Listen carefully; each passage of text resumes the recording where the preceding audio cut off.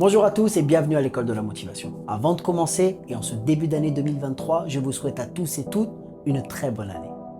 Bon, voilà, c'est bon, ça c'est fait. On passe à la vraie vidéo.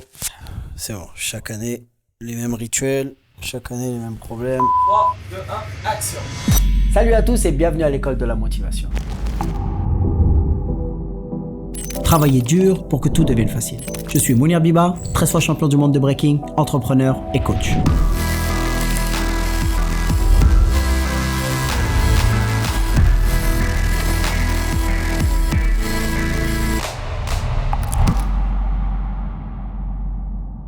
La fin d'année invite au bilan, invite à réfléchir à ce qui a fonctionné et à ce qui a moins fonctionné. Le début d'année, quant à lui, invite au changement et aux ajustements. Et c'est le bal des traditionnelles résolutions. Et il est bien là le problème. Si on vous demande quels sont vos objectifs, quelle sera la réponse? Pour la plupart, atteindre les objectifs que je me suis fixés l'année dernière, que j'aurais dû réaliser l'année d'avant, car je me suis fait une promesse il y a des années que je prévoyais déjà depuis longtemps. Ça te semble familier? Pourquoi les nouvelles résolutions en début d'année n'ont en réalité rien de nouveau? Et ce sont le plus souvent les mêmes que les années précédentes qu'on n'a jamais accomplies. Pourquoi abandonnons-nous les résolutions du nouvel an presque aussi vite que nous les prenons? D'abord parce que nous ne prenons pas réellement des résolutions, mais nous faisons des souhaits.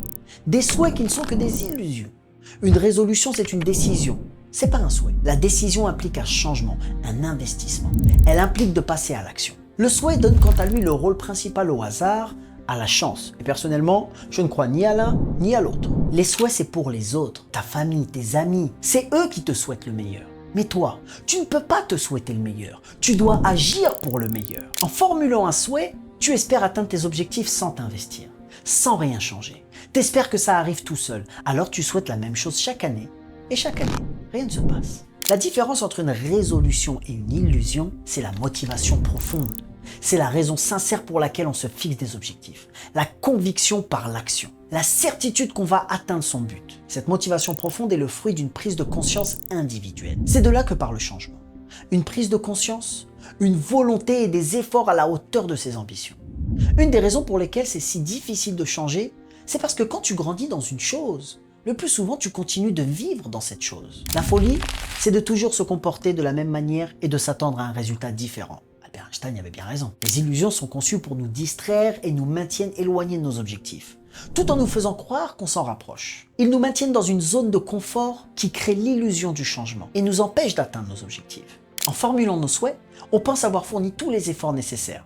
Mais en ne voyant aucune amélioration, on se persuade ainsi de notre incapacité à réaliser de grandes choses. On est ce que l'on pense. Et plus on pense à ne pas y arriver, moins on a de chances d'y parvenir. Ce qui nous conforte encore plus dans l'idée que nous sommes incapables de réaliser de grandes choses. Mais la réalité, c'est qu'à aucun moment, nous sommes passés à l'action.